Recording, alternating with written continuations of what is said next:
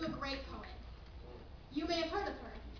She commemorated this notion by a book with an inscription on the last day of the 5th grade that reads, Caitlin, never stop writing poetry, in handwriting so neat it could be calligraphy, or a font on my Microsoft Word. The book, I'm Nobody, Who Are You? Poems by Emily Dickinson. Now, this may be way out of line, but I was only 11 years old at the time and already being thought of as a young poet, much like that of the suicidal closet to write morbid pieces of scripture about death and loneliness and other depressing shit. Genius. Clearly, I was honored. However, the cover did indeed pique my interest.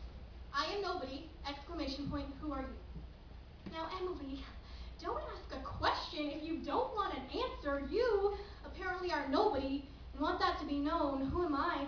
Well, I'll fill you in if you really want to break the walls of this previously rhetorical quote. See, I'm a teenage heartache who wears her soul on her feet and makes mistakes that have minimal consequences because I try and keep my fuck-up level a little above none. Allergies that attack like stealth bomb squads in Vietnam or WW2 or any other war where people in tie-dye tried to come together over the audacity while people in white starched shirts came together trying to justify why the people in tie-dye deserve to die. I'm a pro-choice. No death penalty. Go flaming homosexuality. See, I don't care about the color of your skin. As long as you're preaching peace, then by all means, you can park your Rosa Parks right next to me now. I won't make you hear all my views, but they're solid. I think the only antidote to this disease is knowledge, and not just the kind you would happen to find in college now. I wrote that in the prompt on the SATs. Those bitches only gave me a 520 now.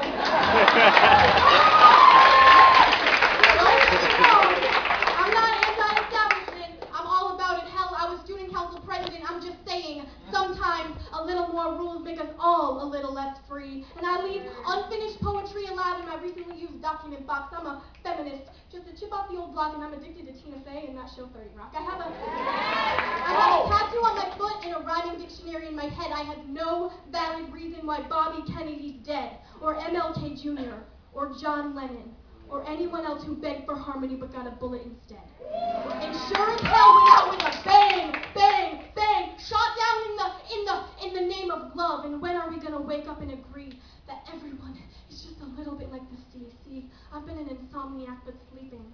Eyes open for the static but closed to the reasons. I've been Malcolm without a gun or Barack without a podium saying, see, my struggles run as red and deep as your red seas, and you can't see it in my skin pigments or my sarcastic agenda or my busybody attitude. I'm telling you to shut the fuck up because you have no idea what I've been through. Girls that look like me can have dehumanizing fathers too, and you're right.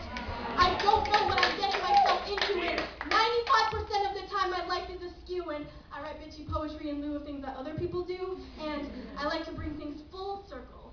So without further ado, Emily, that's me. I am not nobody. So why don't you indulge me? Who are you?